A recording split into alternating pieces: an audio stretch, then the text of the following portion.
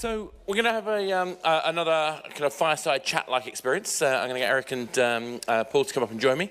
What we're going to try and do is sort of talk about the idea of publishing and what that means nowadays, particularly from the point of view of whether you're going to self-publish or, in the case of Paul and Mode 7 now, they're starting to move into the world of publishing themselves. So that's really kind of the idea. We're trying to explore what that means from a different angle than we normally do. So, hello guys. We've got a lovely fire again. So beautiful. I'll probably get a warm back from putting on. No, maybe not. So let's start off by getting you guys to introduce yourselves, because it's always better that way. Paul, do you want to tell people? I mean, I'm thinking about frozen signups and all that kind of stuff so they understand the context and what you guys are doing now. Sure. Hello, my name is Paul Kilduff-taylor. I'm the co-founder of a company called Mode 7. We're an indie developer and now very small-scale publisher based in Oxford. We've been going about 12 years. Our first game was a multiplayer flying sword fighting game, which was exactly as terrible as that sounds. And then from there, we moved forward doing some contract work. We started developing our own strategy games. We did a game called Frozen Synapse in 2011 that did quite well, and then a follow-up to that. And then in 2016, we decided to start working with other teams and become a publisher. So our first title as a publisher was released last year. It's called Tokyo 42, kind of a multi-platform action title. And we're currently working on Frozen Synapse 2 and another project called The Colonists, which is yet another strategy game with a colony-building inflection that will be coming out this year. Erik, do you want to explain who you guys are? Hello everyone, my name is Erik and I'm the CEO of the Dodreams game studio. And no, though I'm from Finland, I'm not the great-grandson of Santa Claus. I guess with the beard I'm confused also. But still remember to be nice, because you never know who's watching, these days especially. But yeah, we're the makers of the Drive Ahead family of games. And I think the best way to explain what our studio is about is to talk about our vision. So we want everybody to watch Drive Ahead games. I understand that sounds really weird, that why would this be the vision of a studio? So Drive Ahead games are like a perfect combination of casual competitive skill gaming and then random crazy fun that comes through physics.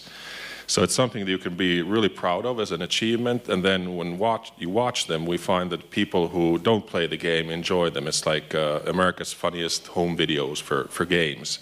So this allows us to grow by 100,000 new downloads every day. That's not the average, that's at least. So that's why for us the community is absolutely at the core. So our mission is simply more joy together. But that sounds like a good mission, really. I mean, so I want to try and kind of paint a picture first about kind of how you first sort of looked at this kind of picture and how that's changed over time. So in particular, I'm thinking about, the traditional model was we would make a game and we might get some money from a publisher, maybe we'd then push that into a marketplace. This is obviously before mobile kind of really happened. Is that the worlds that you guys entered, or did you start in the more kind of relatively modern era of kind of, you're given a market, you've got to find a way to scrabble and get yourself some attention in your own? So where was your starting point, Paul? So we started kind of 2004, 2005 when Steam was kind of quite nascent and there were only a couple of indie games on Steam. So our objective really was to get a game on Steam initially. But we had, we pitched to publishers. We kind of did absolutely everything. I mean, we remember pitching a sort of virtual pet puzzle game to a well-known retailer and having them tell me that virtual pet games were dead and that would never come back, and sort of interesting things like that. So we did kind of do that runaround, but ultimately we found that what we needed to do to make the stuff we wanted to make was kind of prove that what we were saying was true ourselves and release something and get a track record behind us as a studio before we dealt with anyone else external. So we kind of went our own way. All right. Dodreams was founded already 10 years ago. I've been the CEO for 3 years now, or a little over 3 years. So we've done all kinds of stuff related to gaming. We were doing transmedia and esports with a big TV broadcaster in Finland already back in the day. And we've also done work for hire, dirty deeds done dirt cheap. And that was when we made the shift to mobile gaming. And in the beginning, we were working with a publisher because, of course, we didn't have any contacts. But then after we gained more experience and had our own contacts with the stores, we figured that we might just as well self-publish. So I think this is really where the sort of like the rubber hits the road. It's this moment where you're having to work out how you've produced your game and how you get it ready for market.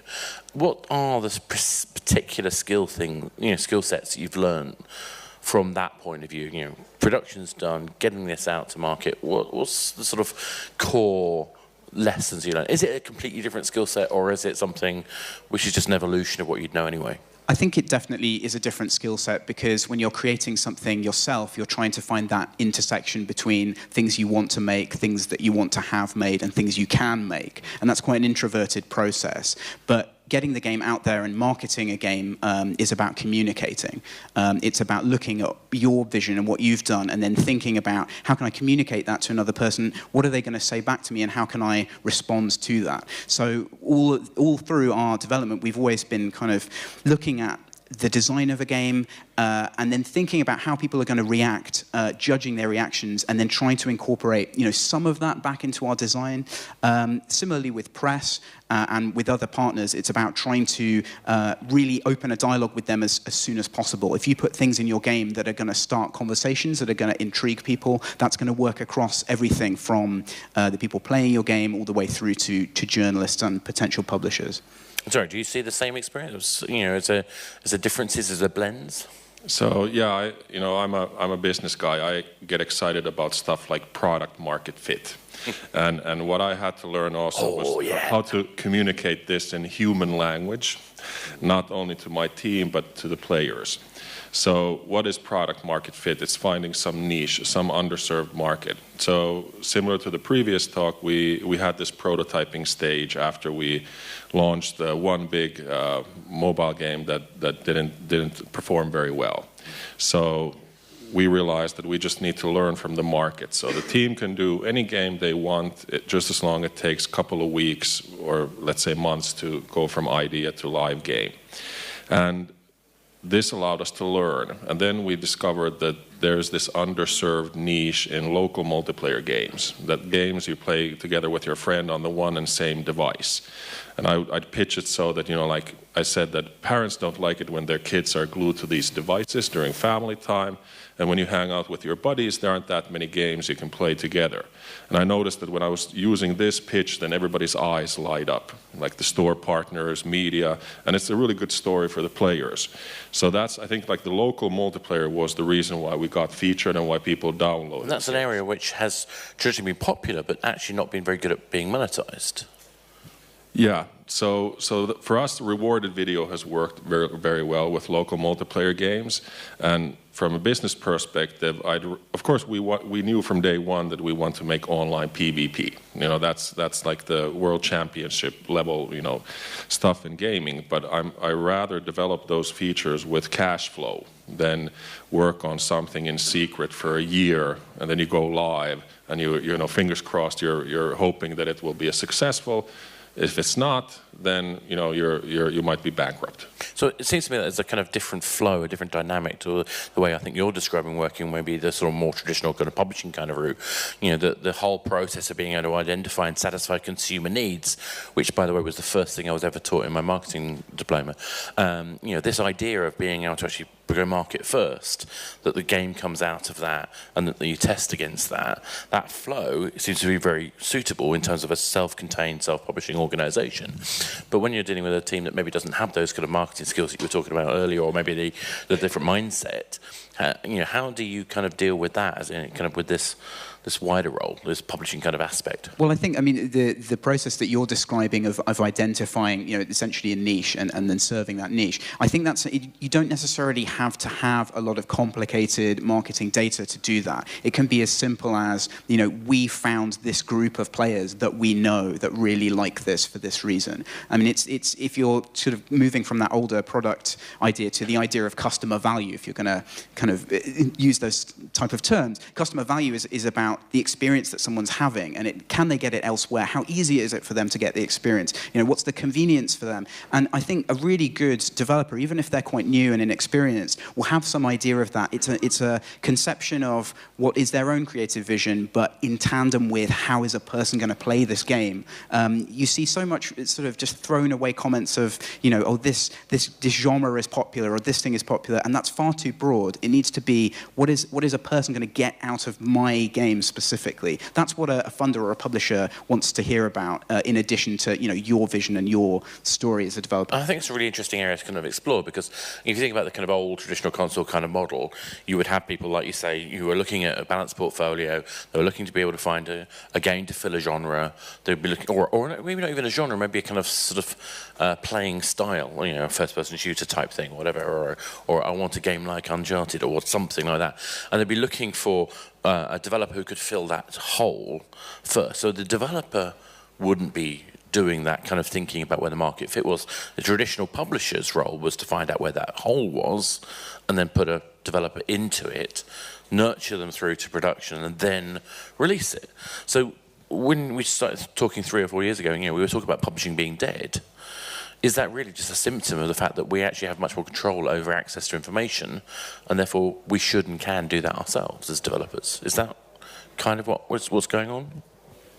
Yeah, I think the traditional publishing model, if you think of it, is that if you're offered a deal that is something like that, let's look at the KPIs at soft launch, and if it looks good, then we'll publish it, and we'll do our best efforts to get featuring, media, publicity, and then if it's performing really well, we might invest into marketing. Well, in that case, I think you could say that, well, why don't I just self-publish? So I think yesterday, Round Zero from from Finland, which is a spin-off from Fingersoft, the makers of Hill Climb Racing. They have a really interesting model. Wargaming also last summer announced this program where basically both companies are doing the same, that anybody can implement their SDK, you get some seed funding, seed downloads through their cross-promotion, so you can actually get some data. They have a backend for the analytics, maybe even provide some server stuff.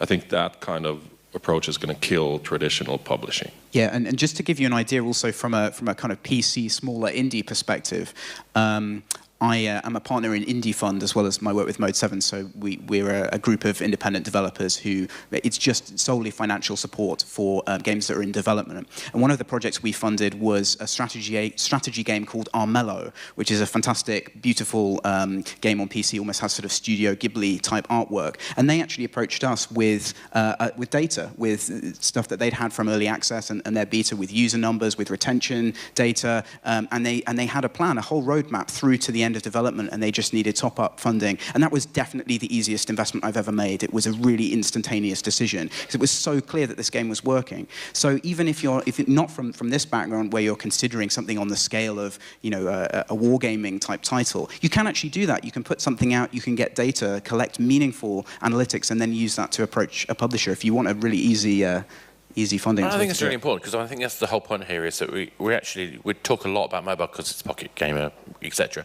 But actually, a lot of the lessons that we've learned through mobile are incredibly powerful throughout. Yeah, especially now with how difficult the PC and console markets are. Exactly, and it's not going to get any easier. And in fact, if you apply those lessons of data, even I'm thinking back to my console days when we were only just starting to use data. In fact, trying to get the team to realise that we should be using analytics in PlayStation Home was a struggle for a long time, until Warren managed to see CCP talking about it. It's crazy. I think this is a beautiful topic. You could sort of have a talk like how I learned to love numbers, and so can you. Exactly. Because what is data, and why should art or anything creative be measured by numbers, is that it reduces uncertainty. Yeah. So you put your heart into some art or design in the game. Don't you want to know how people experience it? And that's why the analytics is there, so we know that are we doing the right things and doing things right. So that I'd encourage people to approach it that way. I think that the best way I ever had that framed to me was by someone who said, analytics is about answering specific questions. Because I think developers worry that their work is going to be judged by these sort of mysterious numbers that are going to come in. And it's not. It's for developers to ask the question. You have to frame the question, and then the analytics is going to help you answer that. And there's so many times when, as designers, you'll be working on something you just don't know if it's going to work, and you have to kind of make a call. And that's the time when data is really useful. And it doesn't have to pervade your entire, development process. It can just be for one or two things. And I'm kind of obsessed with the idea of it being the scientific method. It's obviously not quite, but this idea that we're creating hypotheses and we're testing them is just a beautiful way to think about it. But then I'm a geek like that. So, let's think about this from a different point of view now. So obviously, you've got lots of people in this room. They're going to have different ways of working. Why should they, decide to self-publish or to seek a publisher? What are the kind of things that they should be looking for when they're making those kind of decisions? I think when